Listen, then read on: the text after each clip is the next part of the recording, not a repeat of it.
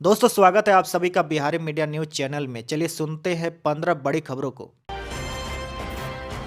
बड़ी खबर में देखिए, चुनाव से पहले नीतीश सरकार का बड़ा ऐलान, 80,000 शिक्षकों की होगी बहाली। जी हां, देखिए बिहार विधानसभा चुनाव 2025 से पहले राज्य में शिक्षकों की बम्पर बहाली होने जा रही है। शुक्रवार को उप मुख्यमंत्री सम्राट चौधरी ने यह जानकारी दी है। सम्राट चौधरी ने एक्स पर पोस्ट करके बताया कि चौथे चरण में 80,000 से अधिक शिक्षकों की नियुक्ति होने वाली है। यह नियुक्ति चुनाव से पहले संपन्न हो जाएगी। सम्राट चौधरी ने एक्स पर लिखा है कि बिहार में फिर 80,000 शिक्षकों की बहाली होगी। युवा मन लगाकर पढ़े, बहाली एनडीए सरकार दे रही है भरपूर। दरअसल विधानसभा चुनाव से पहले नीतीश सरकार हर वर्ग के लोगों के लिए खजाना खोल रही है। प्रगति यात्रा में मुख्यमंत्री नीतीश कुमार अब तक हजारों करोड़ की योजनाओं का शिलान्यास और उद्घाटन कर चुके हैं। कुछ दिन पहले कृषि विभाग में 3,000 पदों पर नौकरी के लिए विज्ञापन जल्द निकालने का ऐलान मंत्री मंगल पांडे ने किया था। वहीं अब सम्राट चौधरी ने अपने पोस्ट के जरिए बताया कि एनडीए सरकार शिक्षक भर्ती की नई सौगात ला रही है। TRI 4 में 80,000 से अधिक पदों पर भर्ती होगी। वहीं TRI 3 में 21,397 पद जो खाली रह गए थे उसे भी TRI 4 में शामिल किया जाएगा। यह भी कहा गया कि बिहार के 75,000 स्कूलों में 7 लाख से अधिक शिक्षकों की नियुक्ति की योजना है।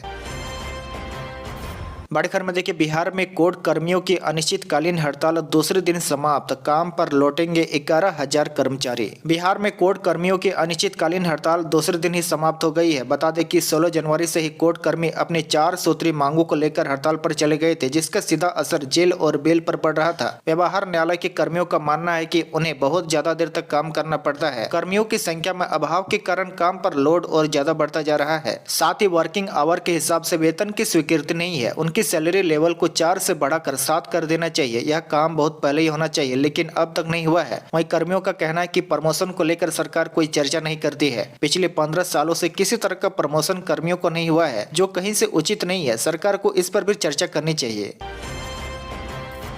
बड़ी खबर में देखिए, सीएम नीतीश को तेजस्वी ने दिया बड़ा झटका, जदयू के राष्ट्रीय उपाध्यक्ष ने थामा राजद का लालटेन। जी देखिए, बड़ी खबर, बिहार विधानसभा चुनाव के पहले राजद ने जदयू को बड़ा झटका दिया है। मुख्यमंत्री नीतीश कुमार की पार्टी के राष्ट्रीय उपाध्यक्ष को तेजस्वी यादव ने शुक्रवार को राजद में शामिल कराया। मंगनी लाल मंडल ने एक बार फिर से राजद का लालटेन थाम कर अपनी घर वापसी कर ली है। बता दें कि मंगनी लाल मंडल को तेजस्वी यादव, मनोज झा, अब्दुल बारी सिद्दीकी आदि राजद के शीर्ष नेताओं की मौजूदगी में पार्टी की सदस्यता दिलाई गई। मंगनी लाल मंडल ने पहले ही कहा था कि वे जदयू में लगातार अपमानित हो रहे थे। एक दिन पहले ही समर्थकों के साथ झंझारपुर के परसा स्थित एक होटल में बैठक के दौरान उन्होंने जदयू से अलग होने की घोषणा की थी। आपकी जानकारी के लिए बता दें कि मंगनी लाल मंडल लोकसभा में झंझारपुर निर्वाचन क्षेत्र का प्रतिनिधित्व करने सांसद के पूर्व सदस्य है। इससे पहले वे 1986 से 2004 तक बिहार विधानसभा परिषद के सदस्य भी थे। इस अवधि के दौरान वे राज्य कैबिनेट मंत्री में भी थे। 2004 से 2009 तक वे राज्यसभा के सदस्य भी थे। वहीं लोकसभा चुनाव 2019 के दौरान राष्ट्रीय जनता दल छोड़ दिया और जनता दल यूनाइटेड में शामिल हो गए। अब एक बार फिर से वे राजद में लौट आए हैं।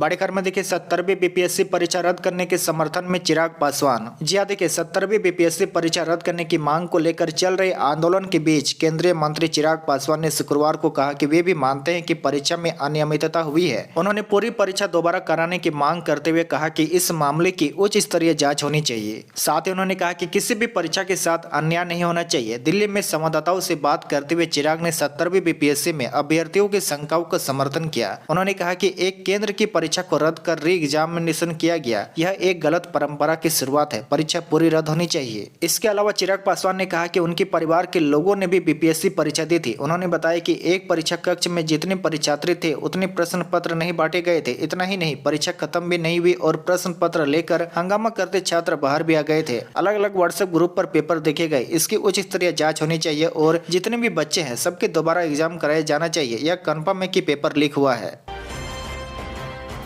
बड़ी खबर में देखिए, बिहार में बुजुर्गों को हर महीने मिलेगी 1,000 रुपये पेंशन, नीतीश सरकार जल्द ले सकती है बड़ा फैसला। जी हां, देखिए मुख्यमंत्री वृद्धा पेंशन योजना के तहत बुजुर्गों को प्रति माह मिलने वाली 400 रुपये की राशि को सरकार 2 गुना से भी अधिक करने की तैयारी कर रही है। इस बात पर मंथन हो रहा है कि 400 रुपये की राशि को 1,000 रुपये कर दिया जाए। संभव है कि नए वित्तीय वर्ष में इसके लिए प्रावधान कर दिया जाए। वर्ष 2022-23 में इस योजना के तहत पूरे प्रदेश में 42,60,000 वृद्धाओं को इस योजनाओं का फायदा मिल रहा था। आपको बता दें कि वृद्धा पेंशन योजना का आरंभ राज्य सरकार ने 2019-20 में आरंभ किया था। इसके बाद कई स्तर पर इसके तहत मिलने वाले 400 रुपये की राशि को बढ़ाने की मांग हो रही है।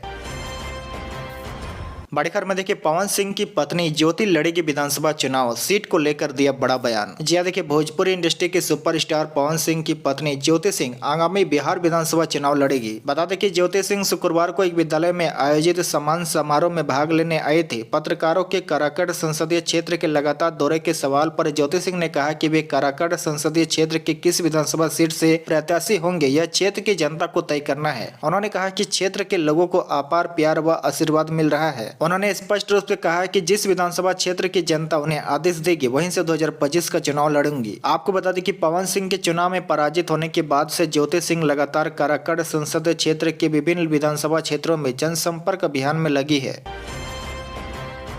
बड़ी खबर में देखिए, विधानसभा चुनाव में एनडीए से मांझी ने मांगा 20 सीट। जी हां, देखिए बिहार विधानसभा चुनाव से पहले केंद्रीय मंत्री और हम पार्टी के संरक्षक जीतनराम मांझी ने एनडीए से 20 सीट की डिमांड की है। मांझी के बयान पर जेडीयू कोटे से मंत्री अशोक चौधरी ने कहा कि ये कार्यकर्ताओं को प्रेशर होता है, अधिक से अधिक सीटों पर चुनाव लड़े। डिमांड करना स्वाभाविक है, लेकिन फैसला परिस्थितियों के साथ होता है। केंद्रीय मंत्री जीतनराम मांझी बुधवार को जहानाबाद के शुक्रबाद बाजार में आयोजित कार्यकर्ता सम्मेलन समारोह में पहुंचे थे। इसी दौरान उन्होंने कहा कि हमारे कार्यकर्ता 40 सीटों पर लड़ना चाहते हैं, लेकिन हम सोचते हैं कि 20 सीटें भी मिल जाता है तो बढ़िया है। हम कार्यकर्ताओं की बात को अनसुना नहीं कर सकते हैं, कम से कम 20 सीटें चाहिए। बड़ी खबर में देखिए, पहाड़ों पर हो रही बर्फबारी से बिहार में बढ़ी ठंड। जी हां, देखिए उत्तर भारत के पहाड़ों पर हो रही बर्फबारी की वजह से बिहार में ठंड बढ़ गई है। मौसम विज्ञान केंद्र के मुताबिक लोगों को ठंड से थोड़ी राहत मिल सकती है। वहीं पटना में सुबह बादल थे, लेकिन दिन के साथ हल्की धूप निकली है। वहीं देखिए, मौसम विज्ञान केंद्र ने आज किसी भी जिले में कोहरे का अलर्ट जारी नहीं किया है। राज्य में अगले 2 दिनों तक मौसम सामान्य रहेगा। वहीं 19 जनवरी के बाद न्यूनतम तापमान में गिरावट दर्ज की जाएगी, जिससे ठंड बढ़ने की संभावना है। साथ ही उन्होंने बताया कि बिहार में बारिश की कमी को देखने मिली है। जनवरी में अब तक 99% कम बारिश हुई है। आज के न्यूमेरिकल मॉडल के अनुसार एक पश्चिमी विक्षोभ 17.1 किलोमीटर ऊपरी उत्तरी पाकिस्तान और उसके आसपास बना है, जो दक्षिणी हरियाणा और दिल्ली की ओर बढ़ रहा है, जिसके कारण अगले 2 दिनों तक बिहार में मौसम सामान्य बना रहेगा।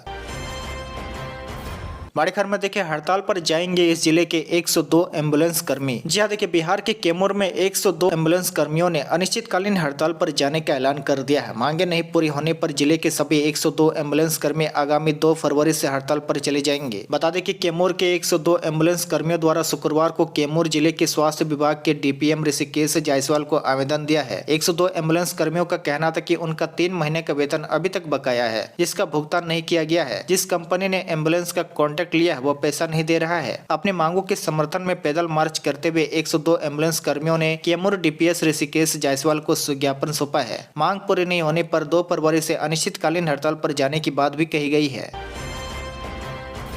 बड़े खबर में देखिए, बिहार के 1 लाख पुराने शराबियों को खोजेगी पुलिस, फिर होगा तबादड़ एक्शन। जी हां, देखिए राज्य में 1 लाख से अधिक पुराने शराबियों की तलाश शुरू हो गई है। यह ऐसे आरोपित है जो अप्रैल 2022 में जुर्माने का प्रावधान आने से पहले शराब पीने के अपराध में पकड़े गए थे, मगर अभी जमानत पर जेल से बाहर है। आपको बता दें कि इन शराब पीने के आरोपितों को तलाश कर नए प्रावधान के अनुसार उनसे जुर्माना लेकर केस निष्पादन का टास्क पुलिस और उत्पाद अधिकारियों को दिया गया है। दरअसल राज्य में मद निषेध अधिनियम के अंतर्गत करीब 5.5 लाख कांड लंबित है। शराबबंदी से जुड़े इन लंबित कांडों के निष्पादन का टास्क पुलिस और उत्पाद टीम को दिया गया है। इसके लिए मद निषेध उत्पाद एवं निबंधन विभाग के साथ पुलिस के मद निषेध इकाई की टीम प्रमंडलवार समीक्षा कर रही है।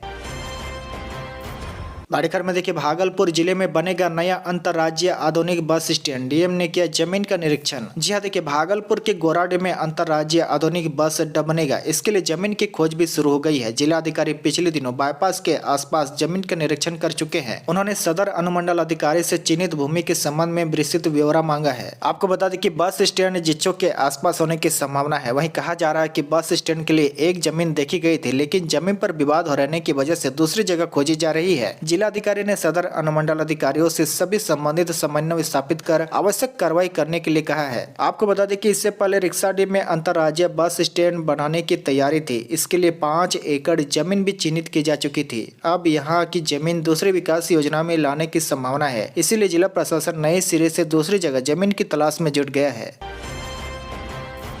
बड़ी खबर में देखिए, बिहार के किसानों को अब मिलेगी सस्ती बिजली और मुफ्त कनेक्शन। जी हां, देखिए बिहार सरकार ने राज्य के सभी किसानों के हित में एक बड़ी पहल करते हुए सिंचाई के लिए खेतों तक मुफ्त कृषि बिजली कनेक्शन देने की योजना शुरू की है। बता दें कि मुख्यमंत्री कृषि विद्युत संबंध योजना के तहत सरकार ने किसानों को उनके खेतों तक मुफ्त बिजली कनेक्शन देने की व्यवस्था की है। इस योजना का लाभ लेने के लिए इच्छुक किसान 28 फरवरी 2025 तक आवेदन कर सकते हैं। आपको बता दें कि राज्य में सिंचाई के लिए बिजली पहुंचाने के उद्देश्य से ऊर्जा विभाग ने कई बड़े कदम उठाए हैं, जिसमें चतुर्थ कृषि रोडमैप के तहत सितंबर 2026 तक राज्य के कुल 8,40,000 किसानों को कृषि बिजली कनेक्शन देने का लक्ष्य है, जिसमें से अब तक 5,42,000 कनेक्शन दिए जा चुके हैं।